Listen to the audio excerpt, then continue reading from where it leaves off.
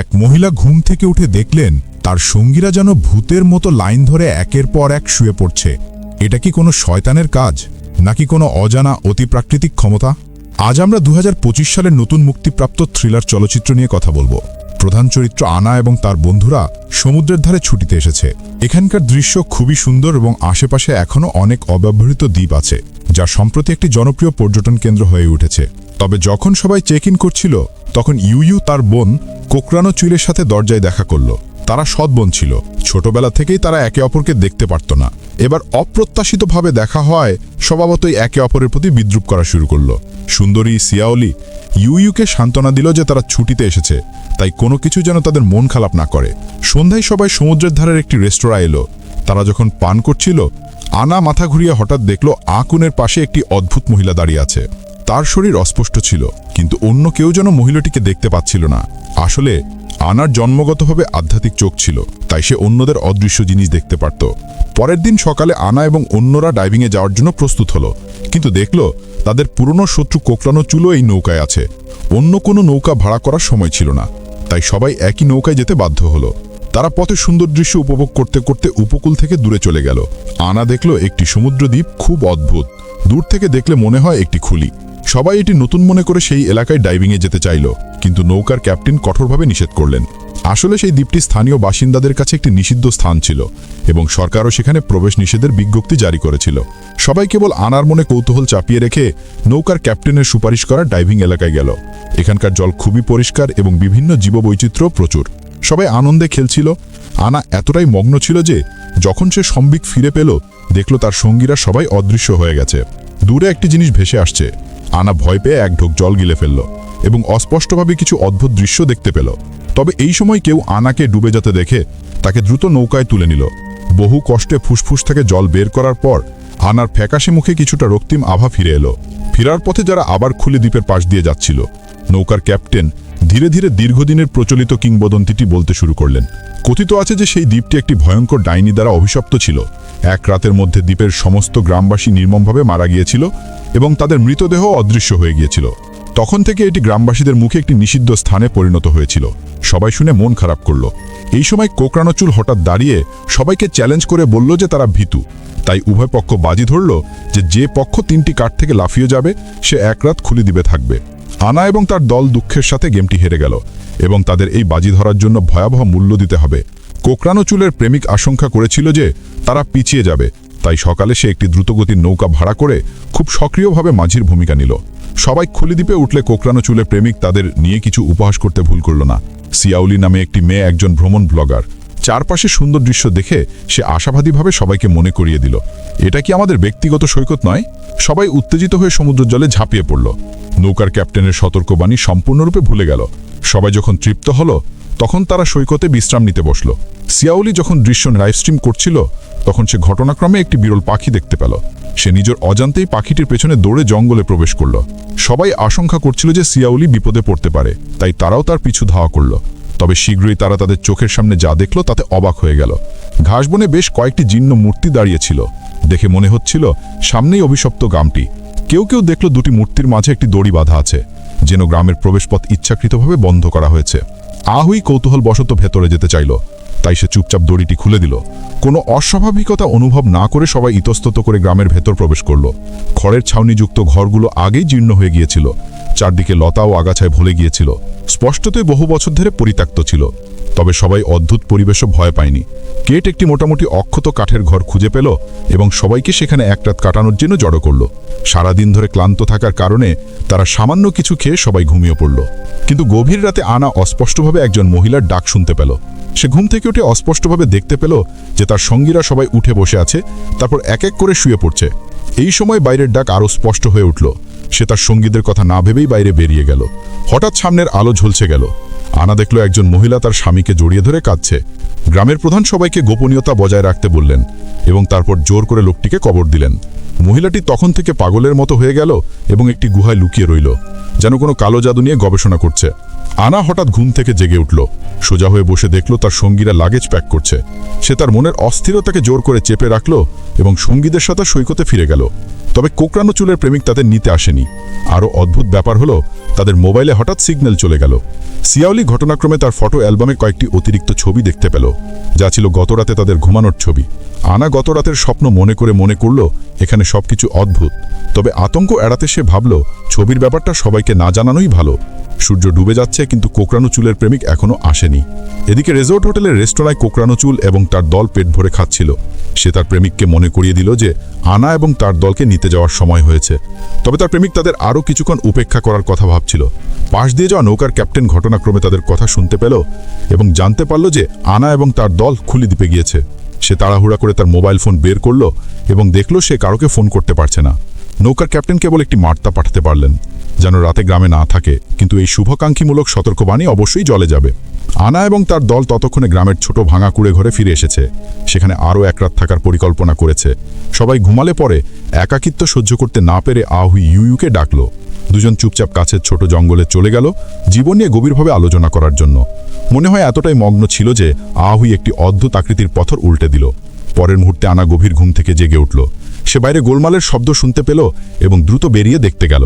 সে দেখল গ্রামবাসীর একজন সম্পূর্ণ কালো পোশাক পরা মহিলাকে তাড়া করছে, কিন্তু মহিলাটি হঠাৎ অদ্ভুত শক্তি দেখিয়ে ভিড়ের মধ্যে ঢুকে নির্বিচারে হত্যাযজ্ঞ শুরু করল।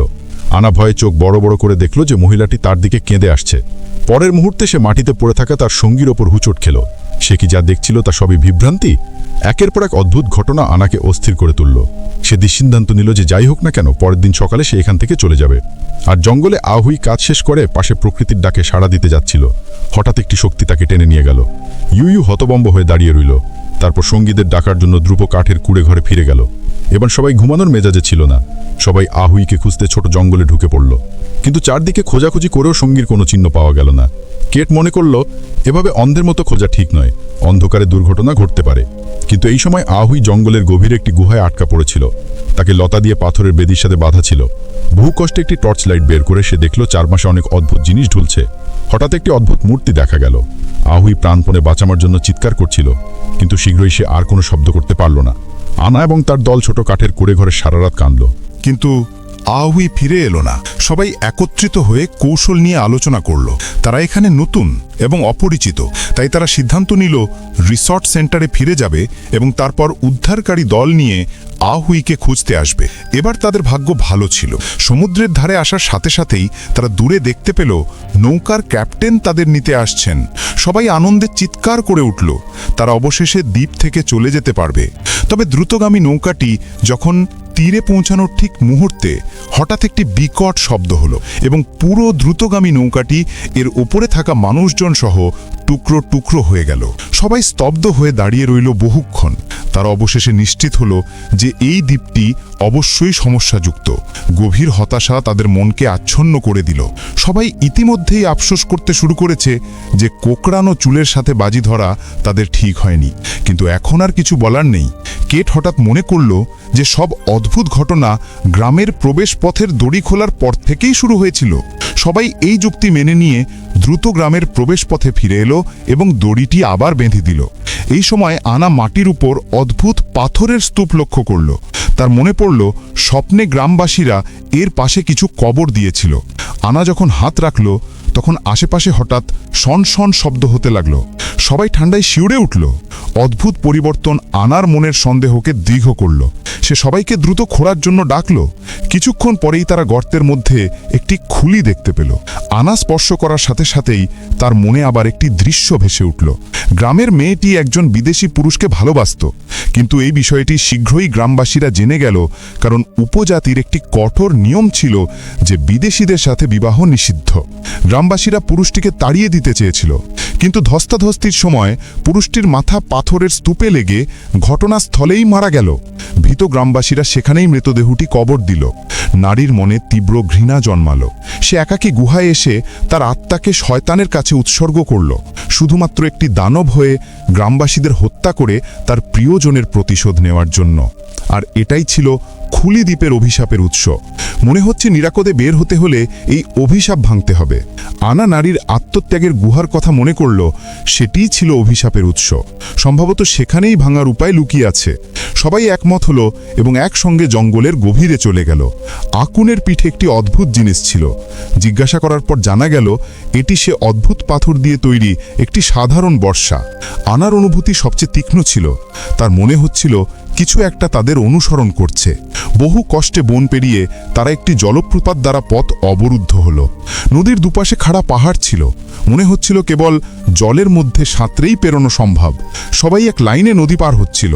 পেছনের শিয়াউলি অনুভব করল কিছু তাকে টানছে। হঠাৎ একটি মাথা জল থেকে উঠে এলো, কিন্তু ডাইনিটি তাকে আক্রমণ করল না, বরং তার পিছনের আকুনের ওপর ঝাঁপিয়ে পড়ল। আতঙ্কে আকুন তার পাথরের বর্ষা দিয়ে ডাইনিকে আঘাত করল এবং অপ্রত্যাশিতভাবে দেখল যে ডাইনিটি সত্যি কিছুটা ভীত হলো। এবার ডাইনিটি আবার লক্ষ্য পরিবর্তন করে শিয়াউলিকে সরাসরি জলের মধ্যে টেনে নিয়ে গেল। আকুন দ্রুত নিচে ডুব দিল, তবে চারপাশে কোনো ভূত ছিল না। এবার সবাই ডাইনির চেহারা পরিষ্কারভাবে দেখতে পেল। ভিড়ের মধ্যে হতাশার অনুভূতি ছড়িয়ে পড়ল। সন্ধ্যা ঘনিয়ে আসার সাথে সাথে তারা সিদ্ধান্ত নিল সেখানেই এক রাত বিশ্রাম নেবে। কিন্তু যখন সবাই আগুন জ্বালিয়ে ঘুমানোর প্রস্তুতি নিচ্ছিল, তখন সেই ডাইনি আবার হাজির হলো এবং সবার সামনে ইউকে ধরে নিয়ে গেল।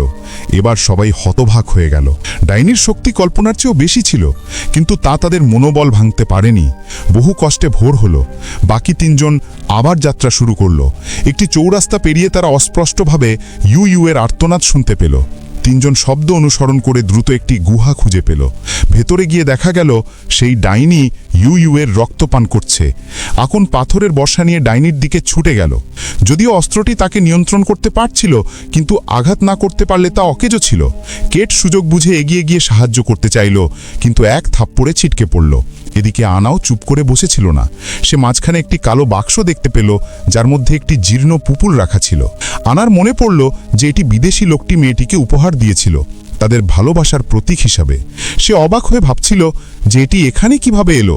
হঠাৎ ডাইনিটি হিংস্র হয়ে উঠল এবং আনার দিকে ছুটে এলো। কেট এগিয়ে গিয়ে ডাইনিকে শক্ত করে জড়িয়ে ধরল। আকুন সজোরে পাথরের বর্ষা দিয়ে আঘাত করল, কিন্তু এই আঘাতটি প্রাণঘাতী ছিল না। ডাইনিটি গর্জন করে কেটকে ধরে আছড়ে দিল। তারপর উল্টো হাতে এক ঝটকায় আকুনও মাটিতে লুটিয়ে পড়ল। দুই বন্ধুকে চোখের সামনে নির্মমভাবে মরতে দেখে আনা পুতুলটি নিয়ে স্বতঃস্ফূর্তভাবে গুহা থেকে পালিয়ে গেল। কতক্ষণ দৌড়ানোর পর সে একটি পোড়া বাড়ির সামনে এসে থামল। আসলে এটি ছিল ডাইনির প্রাক্তন বাড়ি। আনা আবার একটি বিভ্রাম দেখল। প্রেমিক প্রেমিকা এখানে একটি মিষ্টি সময় কাটিয়েছিল, তবে পরের মুহূর্তে আনা আবার বাস্তবে ফিরে এলো। ডাইনিটি কখন যেন দরজায় হাজির হয়েছিল। তার গলা ডাইনিটি চেপে ধরেছিল। মনে হচ্ছিল তার শ্বাসরুদ্ধ হয়ে যাবে। আনা সর্বশক্তি দিয়ে ডাইনির নাম উচ্চারণ করল। এই পরিচিত অথচ অপরিচিত শব্দটি ডাইনির শরীরকে কাঁপিয়ে দিল। সে দ্রুত ঘটনার সত্যতা প্রকাশ করল। গ্রামবাসীরা 200 বছর আগে মারা গেছে, এখানে আর কেউ নেই। আনা মনে করল যে ডাইনির উচিত ঘৃণা ত্যাগ করে দ্রুত অন্য জগতে তার প্রিয়জনের সাথে মিলিত হওয়া। ডাইনির মুখে কৃতজ্ঞতার ছাপ ফুটে উঠল। সে আলতো করে বলল, ধন্যবাদ। আসলে আনা গুহায় পুতুলটি নেওয়ার সময় অভিশাপটি ভেঙে গিয়েছিল। ডাইনির হাত দুটি ঠেলে দিল। আনা পুরোটা হ্রদের জলে পড়ে গেল। চারদিক থেকে হাড় কাঁপানো ঠান্ডা প্রবেশ করল। আনা ভাবল সে মারা যাবে, কিন্তু পরের মুহূর্তে একটি শক্তি তাকে সমুদ্রের জল থেকে টেনে বের করল। আনা যখন সম্বিত ফিরে পেল, তখন দেখল সে প্রথম দিন সমুদ্রে ডাইভিং করতে যাওয়ার সময় ফিরে এসেছে। তার সঙ্গীরা সবাই অক্ষত অবস্থায় পাশে দাঁড়িয়ে আছে, যেন আগে যা হয়েছিল তা সবই একটা স্বপ্ন ছিল। তবে আনা মনে মনে সিদ্ধান্ত নিয়েছিল যে যাই হোক না কেন, সে আর কোঁকড়ানো চুলের সাথে বাজি ধরবে না। বন্ধুরা, দেখলেন তো একটা ছোট্ট বাজি কিভাবে একটা ভয়ঙ্কর অভিজ্ঞতায় বদলে যেতে পারে। তাই সবসময় সতর্ক থাকুন আর নিজের ইনটিউশনকে গুরুত্ব দিন। এই মুভিটা হয়তো কিছু দুর্বলতা থাকতে পারে, কিন্তু এর মূল বার্তাটা খুবই শক্তিশালী। যারা এটি পছন্দ করেন তারা মূল ছবিটি দেখতে পারেন। অবশ্যই একটি ভিন্ন ধরনের চমক থাকবে। সাবস্ক্রাইব করে পরের গল্পটা দেখে নাও।